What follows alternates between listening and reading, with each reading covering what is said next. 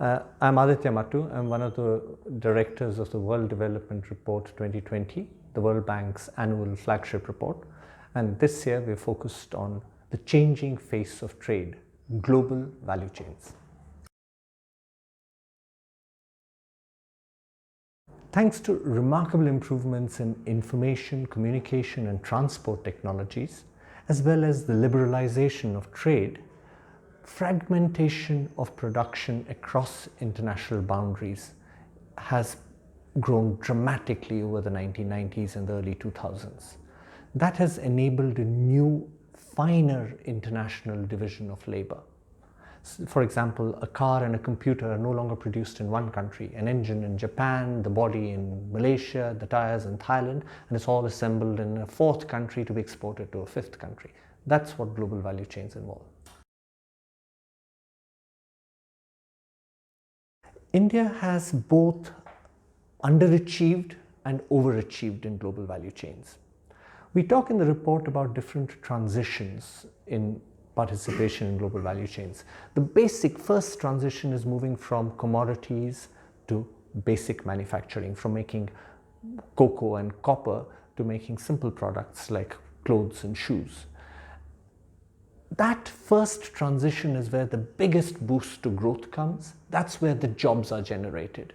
India has never fully exploited that transition. Instead, India has made subsequent precocious transitions. It's moved on to making sophisticated manufacturing products, sophisticated services, from automotive parts and medicines to knowledge-intensive services. That has brought growth, but it hasn't brought jobs. And that's the challenge for India. How can it consolidate its strengths in these sophisticated areas, but also remedy its weaknesses in basic manufacturing? The traditional route to growth was labor-intensive production for export to the large industrial country markets. Two threats have emerged. One is automation, which threatens labor-intensive production. The other is protection, which limits access to industrial country markets.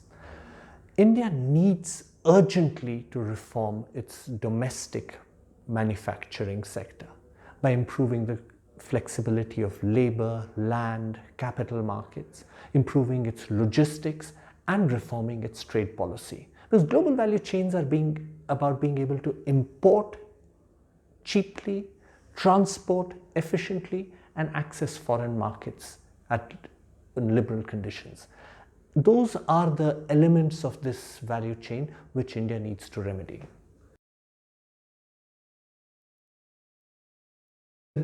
Two key reforms I would suggest is one, its own domestic trade policy, which today impedes the ability of firms to import cheaply. But I would add that there are other constraints in its factor markets, as I mentioned, labor, land, capital markets, the power, energy market. Those are all in craving for reform in order to increase the efficiency and productivity of domestic industry. But it's not just about remedying weaknesses, it's also about consolidating strengths. And there, for example, to build on its achievements and services, reforming higher education is crucial.